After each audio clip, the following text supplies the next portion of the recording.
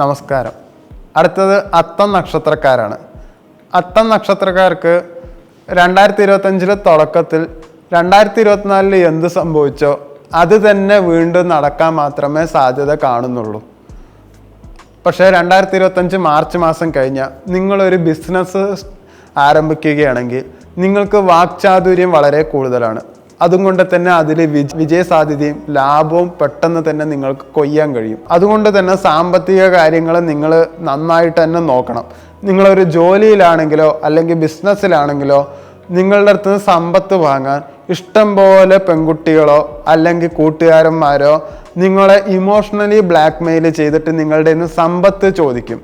അതെന്തായാലും നിങ്ങൾക്ക് തിരിച്ച് കിട്ടാൻ സാധ്യത വളരെ കമ്മിയാണ്, തിരിച്ച് കിട്ടുകയുമില്ല. അതുകൊണ്ട് എല്ലാവരുടെ അടുത്തും ഇല്ല, തരാൻ കഴിയില്ല, നോ എന്ന് പറയുന്നതായിരിക്കും നല്ലത്. അവിടെ കുറച്ച് ശത്രുതയുണ്ടാവും, പക്ഷെ നിങ്ങൾക്ക് ഒരിക്കലും സമ്പത്ത് നഷ്ടപ്പെടില്ല.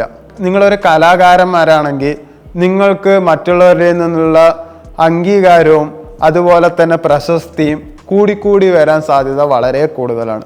ബിസിനസ് തുടങ്ങി ഒരു 3-4 മാസം കഴിയുമ്പോൾ നിങ്ങളുടെ ബിസിനസ് എന്തായാലും വിപുലീകരിക്കുന്നത് തന്നെയാണ് നല്ലത്. കാരണം അതിലും വിജയം മാത്രമേ ഉണ്ടാവുള്ളൂ.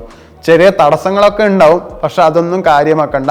തടസ്സങ്ങൾ മാറ്റി മുന്നോട്ട് പോവുക, എന്തായാലും വിജയം സുനിശ്ചിതമാണ്. അതുകൊണ്ട് ആർക്കും കടം കൊടുക്കാണ്ടെയും നിങ്ങൾ സാമ്പത്തികമായിട്ട് സ്വയം പഠിക്കാനും ഒരുങ്ങിയ നിങ്ങൾക്ക് സാമ്പത്തിക ലാഭം വളരെ കൂടുതലായിരിക്കും ഈ വർഷം. അത്യാവശ്യം നല്ല ഭാഗ്യമുള്ള വർഷം മാത്രമാണ് നിങ്ങൾക്ക് ഉണ്ടാവുക. അപകടങ്ങളൊക്കെ ഒഴിവാകും. അതുകൊണ്ട് മാർച്ച് മാസത്തിലെ ഒടുവിൽ ശനി 7ാം നാളിലേക്ക് പോകുന്നത് കൊണ്ട് നിങ്ങൾക്ക് കണ്ടകശനി അവിടെ ആരംഭിക്കുകയാണ്. അതുകൊണ്ട് തന്നെ ദാമ്പത്യ ജീവിതത്തിലും പ്രണയത്തിലും വിട്ടുവീഴ്ച അനിവാര്യമാണ്. അതായത് അല്പരസത്തിനോ നിങ്ങളുടെ ക്ഷമയില്ലായ്മയിൽ അവരായിട്ട് ഒരു പോരിനോ പോവാണ്ടിരിക്കുകയാണ് നല്ലത്. കാരണം അതെന്തായാലും നഷ്ടത്തിലേക്ക് മാത്രമേ നിങ്ങൾ നയിക്കുകയുള്ളൂ. മെയ് മാസത്തിലെ വ്യാഴമാറ്റം നിങ്ങൾക്ക് ഭാഗ്യം കൂടുതലും തുണയ്ക്കാൻ സാധ്യത കുറവാണ്. അതുകൊണ്ട് അവിടെ നിങ്ങൾക്ക് കഠിനാധ്വാനം ചെയ്തേ മതിയാവൂ. അതിലെന്തായാലും വിജയം ഉറപ്പാണ്. അതുപോലെ തന്നെ നിങ്ങൾ അന്യനാട്ടിലേക്ക് ജോലിക്ക് മാറാൻ സാധ്യത വളരെ കൂടുതലാണ്. നിങ്ങൾ വിസയ്ക്കൊക്കെ അപ്ലൈ ചെയ്തിട്ടുണ്ടെങ്കിൽ അതെന്തായാലും ആ ജോലി കിട്ടാൻ സാധ്യത കൂടുതലാണ്. ആ നാട്ടിലെ തൊഴിൽപരമായിട്ടുള്ള നിയമങ്ങളും കാര്യങ്ങളും തൊഴിലിൻ്റെ സ്വഭാവവും എല്ലാം മനസ്സിലാക്കിയിട്ട് മാത്രമേ ആ കരാറിൽ നിങ്ങൾ ഒപ്പിടാൻ പാടുള്ളൂ.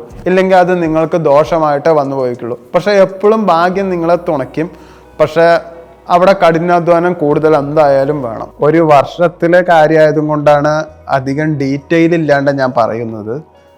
അടുത്ത വീഡിയോയിൽ ഓരോ മാസത്തിലും നിങ്ങളുടെ മാസഫലം പറയുന്നതാണ്. അപ്പോൾ അതിൽ ഒരു മാസത്തിൽ എന്തൊക്കെ നടക്കുന്നുള്ളത് ഞാൻ ഡീറ്റെയിൽ ആയിട്ട് പറയുന്നതാണ്. ഞാൻ ബേസിക്കലി ഒരു സൈക്കോളജിസ്റ്റാണ്. അപ്പോൾ ഞാനിവിടെ വേറൊരു ചാനലിൽ ഡാർക്ക് സൈക്കോളജിനെ പറ്റിയിട്ട് പറഞ്ഞും കൊടുക്കുന്നുണ്ട്. പക്ഷെ ഞാൻ ഒരു ആസ്ട്രോളജർ ആണോ എന്ന് ചോദിച്ചാൽ ഞാനൊരു പ്രൊഫഷണൽ ആസ്ട്രോളജർ അല്ല. ഞാൻ കുറേ ആസ്ട്രോൻ്റെ പുസ്തകം വായിച്ചതും കേട്ടറിവും ഞാൻ എൻ്റെ പേഴ്സണൽ ആവശ്യത്തിനാണ് യൂസ് ചെയ്തത്. അതുപോലെ എൻ്റെ ഫാമിലി, ഫ്രണ്ട്സ് അങ്ങനെയുള്ളവർക്കൊക്കെ ഞാൻ പറഞ്ഞു കൊടുക്കുകയായിരുന്നു. അപ്പോൾ ഈ പറഞ്ഞു കൊടുത്ത കാര്യങ്ങൾ അവരപ്പോൾ വിശ്വസിച്ചില്ലെങ്കിലും പിന്നെ അവർ വന്നിട്ട് എൻ്റെ അടുത്ത് പറഞ്ഞു, നീ പറഞ്ഞ കാര്യം അത് ശരിയായി എന്നുള്ളത് അവർ പറഞ്ഞു. അപ്പോഴാണ് നീ ഇത് യൂട്യൂബിൽ വീഡിയോ ചെയ്തുകൂടെ എന്ന് അവർ റെക്കമെൻഡ് ചെയ്യാൻ തുടങ്ങി. അങ്ങനെയാണെങ്കിൽ ഈ ഓരോരുത്തർക്ക് പറഞ്ഞു കൊടുക്കുന്നതിന് പകരം എല്ലാവർക്കും വീഡിയോ ലിങ്ക് അയച്ചു കൊടുക്കാമെന്ന് ഞാനും കരുതി. പിന്നെ കൂടുതൽ ഡീറ്റെയിലിംഗ് വേണ്ടവർ മാത്രം വിളിച്ചാൽ മതി എന്നുള്ളത് ഒരു തീരുമാനത്തിൽ ഞാൻ എത്താൻ തുടങ്ങി. അങ്ങനെയാണ് ഞാനിപ്പോൾ ഈ വീഡിയോ ചെയ്യാൻ തുടങ്ങുന്നത്.